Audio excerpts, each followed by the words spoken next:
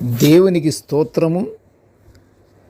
అనుదిన దేవుని వాక్య ధ్యానమునకై ఈరోజు 2025 సంవత్సరము అక్టోబర్ నెల 3వ తారీఖు. ఈరోజు ధ్యాన వాక్యము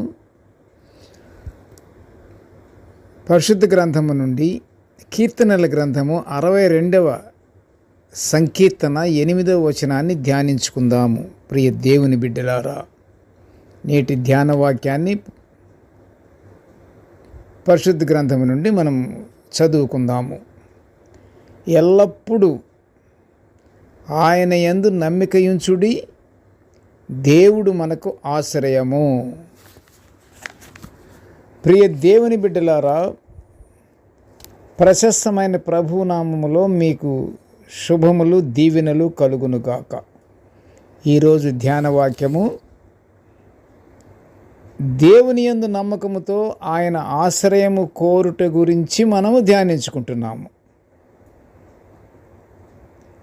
దేవుని యందు నమ్మకము కలిగి ఆయన ఆశ్రయాన్ని మనం కోరుకోవాలి. ఆయన యందు నమ్మకము ఉంటే సరిపోతుందా?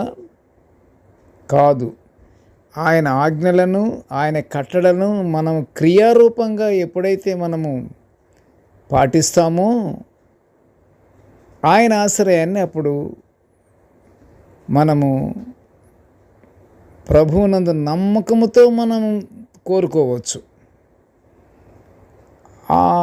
అలాగా కోరుట గురించే ఇప్పుడు మనం ధ్యానించుకుంటున్నాము.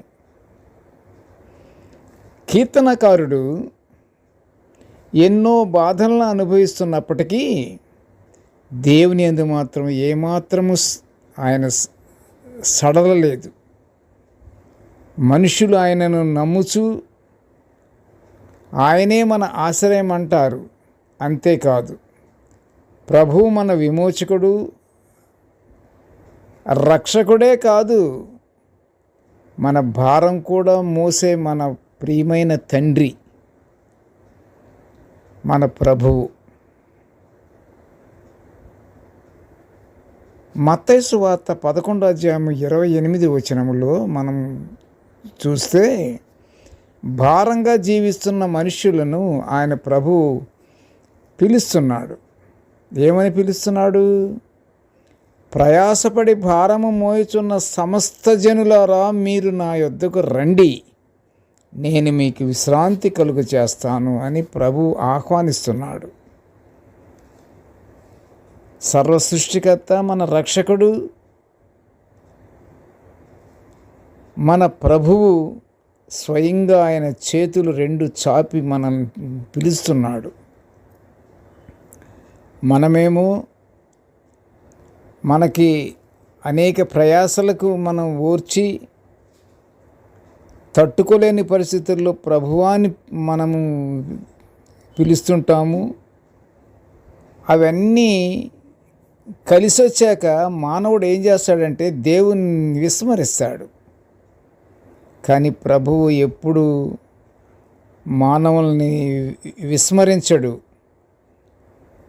ప్రయాసపడి భారము మోస్తున్నటువంటి మీరు నా యొద్దకు రండి, నాకు ప్రార్థన చెయ్యండి, మీరు నాతో ఉండండి, నేను మీకు సహాయం చేస్తాను అని ప్రభువారు మనకి ఆహ్వానం చెప్తున్నారు.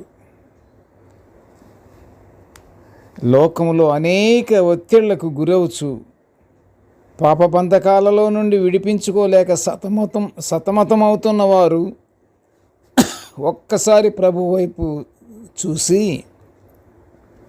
నీవే మాకు ఆశ్రయము అని నమ్మకంతో మనము దేవునిలో సమకూర్చబడితే ఆయన ఇచ్చేవి విశ్రాంతి పొందుకోవచ్చు.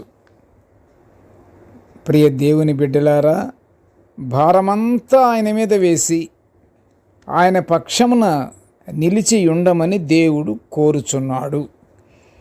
భారమంతా వేయటానికైతే వేస్తాము, మరి ప్రభువారు చూపెట్టిన మార్గాన్ని అనుసరించాలి కదా.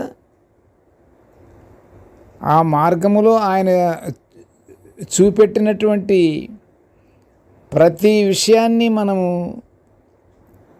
క్రియారూపంగా దేవునికి అప్పచెప్పాలి కదా. అలాంటివి మనం చేసి మన భారాన్ని దేవునికి అప్పచెప్పాలి. ఆయన పక్షమున నిలిచి ఉండండి అని దేవుడు మనల్ని కోరుచున్నాడు. ప్రియ దేవుని బిడ్డలారా, కీర్తనకారుడు కూడా 55వ సంకీర్తన 22వ వచనంలో ఏమంటున్నాడు? నీ భారము యెహోవా మీద మోపము. నీకు దేవునితో నీకు కనెక్షన్ ఉంటే, కనెక్షన్ అంటే ఎప్పుడు ఉంటుంది కనెక్షను? ఆయన మాటలు, ఆయన ఆజ్ఞలు, ఆయన చూపెట్టిన మార్గాన్ని అనుసరిస్తూ ప్రతి ఒక్కటే మనం పాటిస్తూ ఉన్నప్పుడు మన భారాన్ని యెహోవా మీదనే వేయాలి. ఆయన మన తండ్రి, ఆయన చెప్పింది మనం చెయ్యాలి. ఆయన చెప్పింది మనం చేసి మన భారాన్ని, అయ్యా ఈ భారం నుంచి నన్ను తప్పించు తండ్రి అని మనము దేవుణ్ణి బ్రతిమాలుకోవాలి, ప్రార్థన చెయ్యాలి. ప్రార్థన కూడా ఎలాగా?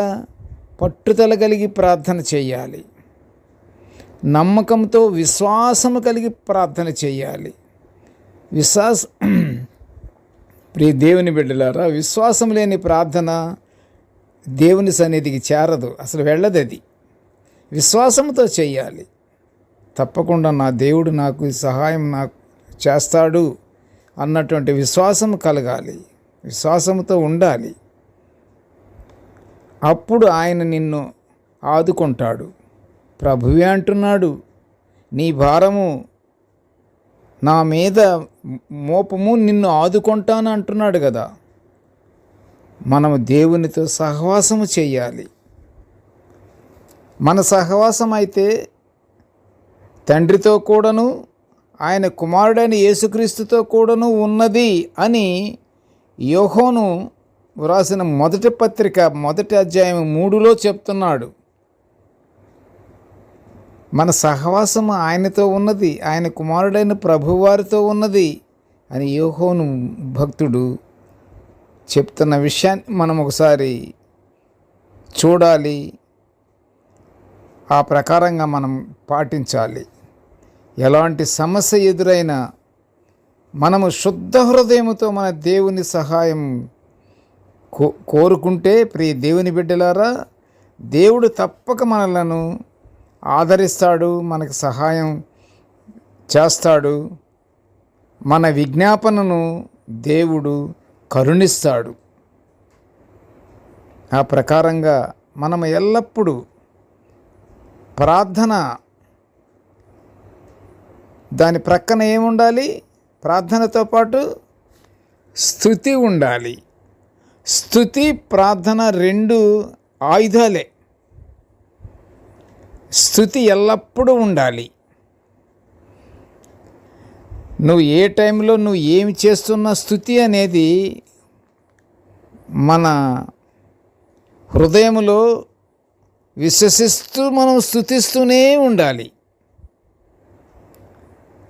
మనం అలాగా చేస్తూ మనము స్తుతి ప్రార్థన చేసుకుంటూ మనము దేవుని ఆశీర్వాదాలు పొందుకుంటూ దేవునికి మనం సహవాసము కలిగి మనము జీవించుచు పరలోక ఆశీర్వాదాలు పొందుకుందాము. ప్రార్థన చేసుకుందాము. కృపగల తండ్రి, జీవముగల నాయనా, నీకు స్తోత్రాలు తండ్రి. ప్రభువా, నీ యొక్క దివ్యమైన వాక్యాలను తండ్రి మేము నిత్యము ఇలా ధ్యానించుకునే ఈ గొప్ప భాగ్యాన్ని మాకు అనుగ్రహించినందుకు నీ ఘనమైన స్తోత్రములు తండ్రి. నాయనా, నేటి ధ్యాన వాక్యాన్ని వినుచున్న ప్రతి బిడ్డను ఆశీర్వదించయ్యా. నీ యందు ఎల్లప్పుడూ మేము నమ్మికతో నిన్ను సేవించుచు నిన్ను మహిమపరచుచూ ఉండే భాగ్యాన్ని మాకు అనుగ్రహించమని నాయన ఈ మనవులన్నీ యేసయ్య పుణ్య నామమున వినయముగా వేడుకొనుచుంటున్నాము తండ్రి. ఆమేన్. దేవుడు మనల్ని అందరినీ బహుగా దీవించుగాక. Amen, amen, amen.